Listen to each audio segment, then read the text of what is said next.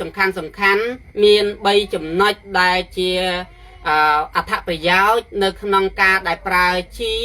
លើក្រំដីលបាយខ្សាច់នេះគឺទី1នៅអាយុកាល15ទៅ18ថ្ងៃដែលយើងត្រូវបាច់លើកទី1ប្រើសារធាតុចិញ្ចឹមអ្វី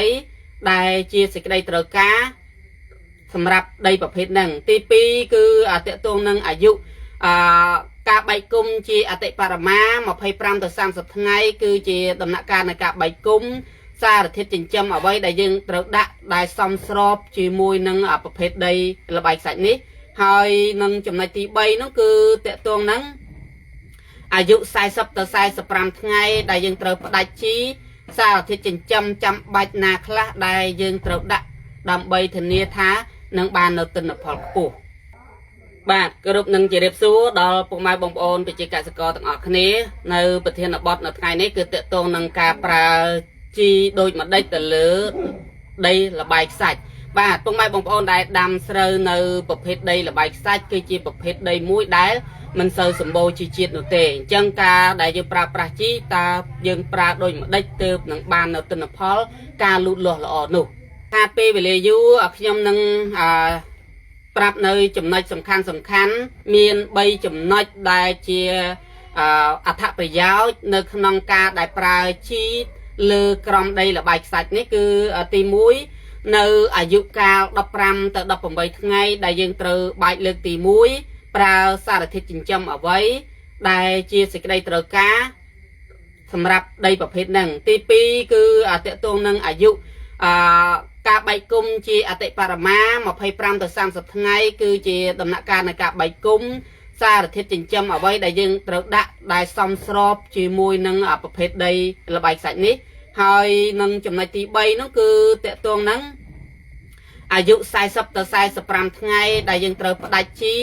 សារធាតុចិញ្ចឹមចាំបាច់ណាខ្លះដែលយើងត្រូវដាក់ដើម្បីធានាថានឹងបាននៅទិន្នផលខ្ពស់អញ្ចឹង3ចំណុចសំខាន់នេះខ្ញុំនឹងលម្អិតជូនហើយ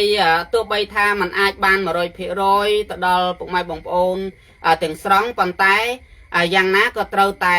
ស្វែងយល់នឹងការតាមដានពីការប្រើប្រាស់ដូចខ្ញុំបញ្ជាក់ខាងលើអញ្ចឹងគឺការដែលប្រើប្រាស់ទៅលើក្រំដីមិនដូចគ្នាទាំងស្រុងទេទោះបីថាក្រំដីនឹងលបាយខ្សាច់ប៉ុន្តែសារធាតុចិញ្ចឹមនៅក្នុងផ្ទៃហត្តាម្ចាស់ស្រែមួយមិនដូចគ្នាទេអញ្ចឹងកុំឲ្យខាតពេលវេលាយូរយើងមកដល់ចំណុចទី1គឺតកតងនឹងរបៀបប្រើជីគ្រាប់លើដំណាំស្រូវប្រភេទក្រំដីលបាយខ្សាច់នេះដោយយើងចែកជា3ដំណាក់កាលដូចខាងលើមកអញ្ចឹងគឺតកតងនឹង15 25ទៅ30និង40ទៅ45ថ្ងៃយើងកំណត់យកនៅ15ទៅ18ថ្ងៃទៅតាមក្រំដីមានជីវជាតិនិងមិនសូវមានជីវជាតិបាទចឹងការយើងអាចបាច់អាយុ15ថ្ងៃទៅ18ថ្ងៃ3ថ្ងៃហ្នឹងគឺពុកម៉ែបងប្អូនបាច់នៅពេលណាក៏បានដែរវាសមស្របនៅក្នុងវគ្គសំណាបបាទអញ្ចឹងដែលគោលបំណងក្នុងការដែលបាជីនៅក្នុងដំណាក់កាលដំបូងនេះតើអត្ថប្រយោជន៍អ្វីខ្លះគឺគោលបំណងគឺយើងត្រូវផ្ដោតទៅលើប្រព័ន្ធឫសដើម្បីកំណើននៃការលូតលាស់ចាប់យកជីវជាតិបានល្អអញ្ចឹងការដែលយើងបាជីនៅក្នុងដំណាក់កាលសំណាបនៅក្មេង15ថ្ងៃនេះគឺផ្ដោតឲ្យមានការចេញឫសច្រើនចាប់យកជីវជាតិស្វែងរកជីវជាតិដែលនៅក្នុងដីក្នុងនោះប្រហែលជាពុកម៉ែបងប្អូនបានប្រើជីទ្របបាតជីសរីរាង្គមុនដាក់ពូជទៅទៀតបាទអញ្ចឹងពេលដែលយើងបាចទៅគឺវាផ្ដល់នៅអត្ថប្រយោជន៍ហ្នឹងចឹងជីដែលត្រូវប្រើបើសិនតែក្រំគីមីបាទពុកម៉ែបងប្អូនខ្ញុំនិយាយទម្រង់គីមីសិនគឺយើងប្រើទម្រង់ DAP វាសមស្របគឺ DAP នេះគឺ18:60បាទជាជីដែលមានសមត្ថភាពខ្ពស់ហើយមួយទៀតនោះគឺតកតងនឹងប្រើទម្រង់បើសិនតែដីនោះមានលក្ខណៈសមស្របកម្រិតល្អមួយទៀតគឺយើងប្រើទម្រង់ NPK ដែលមានលេខស្មើក៏បាននៅក្នុងវគ្គដំបូងហ្នឹងពីព្រោះសារធាតុចិញ្ចឹមដូចជា phosphor potassium វានឹងជួយការចេញឫសការបែកគុំការចាប់យកជីជាតិបាទអានេះគឺតកតងនឹងក្នុងការដែលប្រើប្រាស់ដែលសមស្របហើយអ្វីដែលសំខាន់ទៀតបើសិនតែ ប្រើក្នុងលក្ខខណ្ឌបែបហ្នឹងមិនជាទីកប់ចិត្តទេមានន័យថាត្រូវការសរីរាង្គបន្ថែមអញ្ចឹងយើងអាចប្រើសរីរាង្គឬពាក្យកណ្ដាលសរីរាង្គ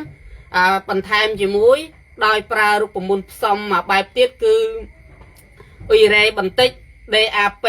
លក្ខណៈជាកណ្ដាលហើយនឹង NPK ចម្រុះមានន័យថា NPK វគ្គ1ចឹងទៅឬក៏កែងបាទដែលប្រើប្រាស់នៅក្នុងសំណាបហ្នឹងគឺវានឹងមានស្ថិរភាពចំពោះដីបែបហ្នឹងមិនមែនស្របគ្រប់ដីទេក៏តែវាសមស្របចំពោះដីលបាយខ្សាច់បែបហ្នឹងព្រោះដីហ្នឹងបើយើងប្រើតែអ៊ុយរ៉េច្រើនវានឹងល្អខ្លាំងតែវាមិនរក្សាការលូតលាស់បានយូរនោះទេនេះគឺនៅចំណុចទី1ហ្នឹងគឺត្រូវប្រើប៉ុន្តែចំនួនប្រើនោះខ្ញុំមិនអាចឲ្យពុកម៉ែបងប្អូនជាលក្ខបានទេទៅតាមការចង់បាននិងការរៀបចំពីព្រោះបើសិនឧទាហរណ៍ហ្នឹងខ្ញុំណែនាំឲ្យប្រើ DAP ហ្នឹងគឺ40ទៅ50គីឡូមានន័យថាមួយបាវនៅក្នុងវគ្គហ្នឹងដោយប្រើ NPK ចម្រុះហ្នឹងគឺ60ទៅ80គីឡូអញ្ចឹងវាចូល100គីឡូបាច់នៅក្នុងវគ្គហ្នឹងអញ្ចឹងបើពុកម៉ែបងប្អូនធ្វើតាមខ្ញុំក៏មិនប្រកាសថាល្អពេញទីឬក៏យ៉ាងណាទេវាអាស្រ័យទៅលើស្ថានភាពដីហ្នឹងជាងការបាច់តិចជាងហ្នឹងវានឹងល្អដូចគ្នាដែរអាហ្នឹងគឺអានេះគ្រាន់ថាតួលេខហ្នឹងខ្ញុំមិនចង់បញ្ជាក់ឲ្យពុកម៉ែបងប្អូនអនុវត្តទេគ្រាន់តែដឹងរូបមន្តថាយើងប្រើ DAP ទៅ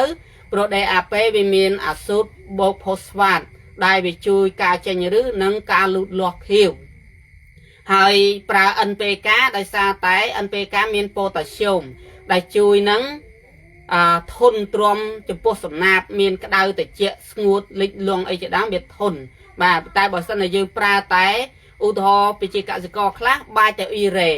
អញ្ចឹងបាច់ជីសសតហ្នឹងគឺវាងាយនឹងរងគ្រោះទៅលើជំងឺដង្កាត់សត្វល្អិតបំផ្លាញអីជាដើមបាទនៅក្នុងដំណាក់កាលទី2ដែលយើងរឹបអាយុនៅ25ទៅ30ថ្ងៃចន្លោះនេះគឺកសិករកបីបាយជីម្ដងទៀតដែលជាការកំណត់ដ៏តឹងរឹងមានន័យថាជាក់លាក់គឺ25ទៅ30ថ្ងៃនេះជាពេលវេលាជាបែកគុំជាអតិបរមាហើយការគ្រប់គ្រងទឹកនោះគឺឲ្យសមរម្យផងដែរបើសិនតែទឹកជ្រៅពេកក៏មិនជាការសមស្របចំពោះការបែកគុំនោះដែរអញ្ចឹងគោលបំណងដែលយើងផ្ដោតទៅលើអាយុ25ទៅ30ថ្ងៃត្រូវផ្ដល់សារធាតុចិញ្ចឹមលើកទី2នេះក៏ព្រោះតែចង់បង្កើននៅចំនួនដើមដែលវាបែកគុំនៅក្នុងវគ្គទី1ដែលយើងបាយជីវគ្គទី1វានឹងបែកគុំបែកខ្នែងបែកគោហ្នឹងគឺយើងនឹងផ្ដល់នៅពេលហ្នឹងផ្ដល់សារធាតុចិញ្ចឹមនៃដើមក្រោយទៀតអាហ្នឹងគឺតកតងនឹងពន្លកថ្មីដើមថ្មីដែលចេញពីគ្នាហ្នឹងដើម្បីផ្ដល់ឲ្យបានពេញលេញបើគ្រាន់តែភាពល្អគឺពុកម៉ែបងប្អូនប្រើជីបំពន់អីចឹងក៏វាល្អទៅហើយប៉ុន្តែយើងត្រូវដាក់បន្ថែមទៀតដើម្បី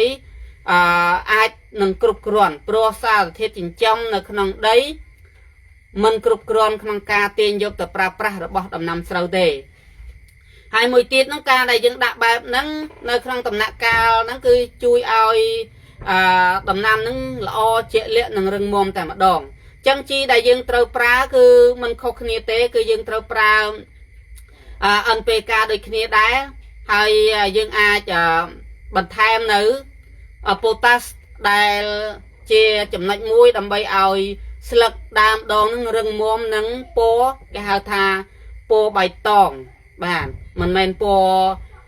ខៀវខ្មៅទេមានថាខ្មៅល្ងិតហ្នឹងគឺมันជាការល្អសម្រាប់ផលទេវាជាការតាក់ទាញទៅវិញទេអញ្ចឹងការដែលយើងបន្ថែមនៅប៉ូតាសគឺវានឹងជួយឲ្យក្រំដីខ្សាច់នេះមានភាពសមរម្យច្រើនជាងបាទមិនមែនថាប្រើជីខុសពីហ្នឹងវាមិនល្អទេគឺល្អតែវាអត់សូវសមរម្យអញ្ចឹងអ្វីដែលយើងត្រូវប្រើហ្នឹងគឺប៉ូតាសហ្នឹងគឺយើងមិនដាក់ច្រើនទេ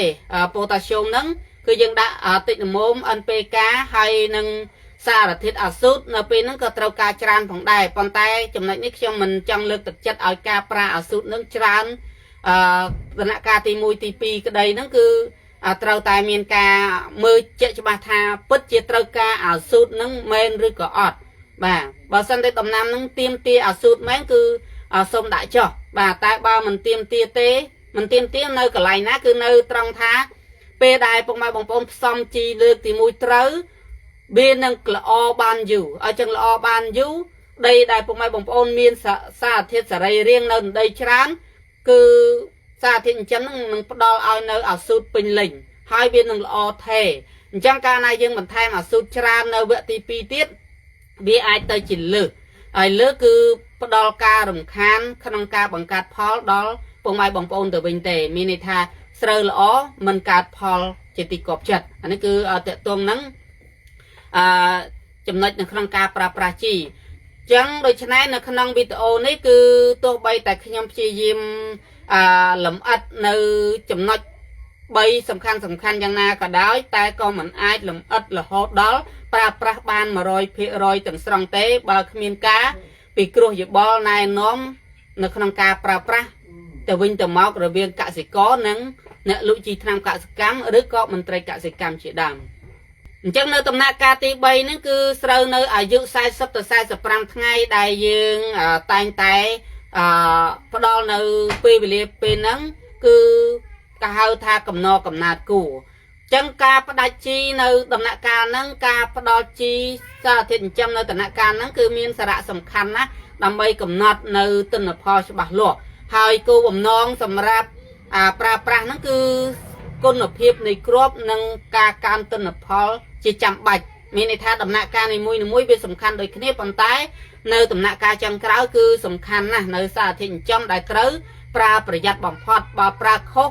គឺអាចខុសធ្ងន់ជាងវគ្គ1វគ្គ2ទៅទៀតបាទអញ្ចឹងចុងក្រោយហ្នឹងគឺមានការប្រុងប្រយ័ត្នខ្លាំងមែនទែនអញ្ចឹងជីដែលជាទូទៅដែលអាចប្រើប្រាស់សមស្របហ្នឹងគឺប្រភេទជីគេហៅថាប៉ូតាសហ្នឹងប៉ូតាស្យូមដែលយើងត្រូវប្រើជាចាំបាច់ទោះបីតែក្នុងបទដ្ឋានយ៉ាងម៉េចក៏ដោយប៉ូតាស្យូមត្រូវតែមានវត្តមាននៅក្នុងពេលហ្នឹងខ្លាំងជាងគេដោយសារតែប៉ូតាស្យូមវានឹងផ្ដល់នៅគុណភាពផ្លែដ៏ល្អបំផុតបាទអញ្ចឹងការបន្ថែមនៅ NPK ដែលជាទម្រង់មានអាស៊ូតខ្លះអីខ្លះនេះគឺជាការដែលផ្ដល់នៅភាពសមរម្យឧទាហរណ៍ថាGNPK គឺយើងមានអាស៊ូតខ្លះបើសិនតែអត់អាស៊ូតតែម្ដងខណៈស្រូវនោះបាត់បង់សារធាតុអាស៊ូតខ្លះហើយនោះអញ្ចឹងនៅពេលដែលចេញផ្កាគឺវាខ្សោយទៅវិញទេអញ្ចឹងមានន័យថាអាស៊ូតវាជាអ្នកដឹកនាំប៉ូតាសហ្នឹងឲ្យដំណើរការល្អពេញលេញនិងប្រសិទ្ធភាពបាទអញ្ចឹងតកតងនឹងក្នុងការដែលប្រើប្រាស់គឺមានជីច្រើនបែបច្រើនបទណាពុកម៉ែបងប្អូនឧទាហរណ៍ថា NPK ក៏ដោយតែវាមានវគ្គ1វគ្គ2អីចឹងទៅអញ្ចឹងពុកម៉ែបងប្អូនប្រើហ្នឹងខ្ញុំគ្រាន់តែចង់ប្រាប់ថាដីបែបនេះគឺយើងប្រើដូចជាដីទូទៅនៅក្នុងដំណាក់កាលហ្នឹងគឺប៉ូតាស្យូមខ្ពស់ជាងសារធាតុអាស៊ូតបាទយើងមិនដល់ថ្នាក់បិទអាស៊ូតទាំងអស់ទេមានន័យថាបើយើងប្រើអាស៊ូតបូកប៉ូតាស្យូមចឹងទៅអាស៊ូតតិចប៉ូតាស្យូមច្រើនអានោះគឺជារឿងសំខាន់អញ្ចឹង GNPK ដូចគ្នាជីពាក់កណ្ដាលសរីរាង្គក៏វាមានទម្រង់ NPK ហើយមានសារធាតុចិញ្ចឹមដែលបំរុងទឹកយូរជាការល្អនៅក្នុងវគ្គផ្ដាច់ហ្នឹងគឺយើងក៏បីថែមនៅ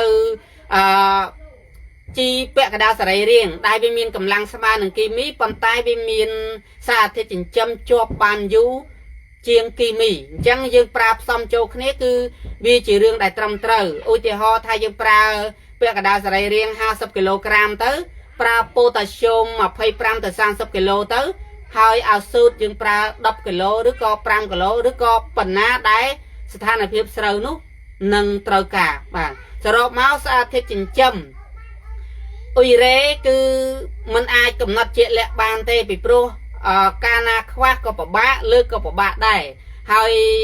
ប្រមាណគីឡូដែលលើប្រមាណគីឡូខ្វះក៏អត់មានអាចនិយាយបាននៅក្នុងបែបហ្នឹងបានទេតើតែដំណាក់កាលហ្នឹងស្រូវអាយុ40ថ្ងៃហ្នឹងហើយពណ៌សម្បល់ស្រូវហ្នឹងយ៉ាងដូចម្ដេចទើបគេអាចវាតម្លៃថាត្រូវប្រើអាស៊ូតប្រមាណគីឡូក្រាមនៅក្នុង1ហិកតាដើម្បីធានាថាដឹកជញ្ជូនសារធាតុប៉ូតាស្យូមហ្នឹងទៅដល់ផ្លែបានអញ្ចឹងអាហ្នឹងគឺវាទាក់ទងនឹងបទពិសោធន៍ដែលជាអ្នកដាំដុះបទពិសោធន៍នឹងការយល់ដឹងអ្នកលក់ហើយនឹងមន្ត្រីជំនាញដែលនឹងចង្អុលបង្ហាញ ពីបទដ្ឋាននៃលក្ខខណ្ឌការលូតលាស់របស់ស្រូវនឹងផងដែរបាទនេះគឺជាចំណុចដែលពុកម៉ែបងប្អូនត្រូវដឹងបាទអញ្ចឹង3ចំណុចនេះពុកម៉ែបងប្អូននឹងយល់យ៉ាងណាដែរអំពីប្រើប្រាស់ជីនៅក្នុងដំណាក់កាលនីមួយៗពីដំណាក់កាលមួយទៅដំណាក់កាលមួយគឺគណៈពេលនេះអរគុណជម្រាបលាជួបខ្ញុំនៅវីដេអូក្រោយទៀតបាទ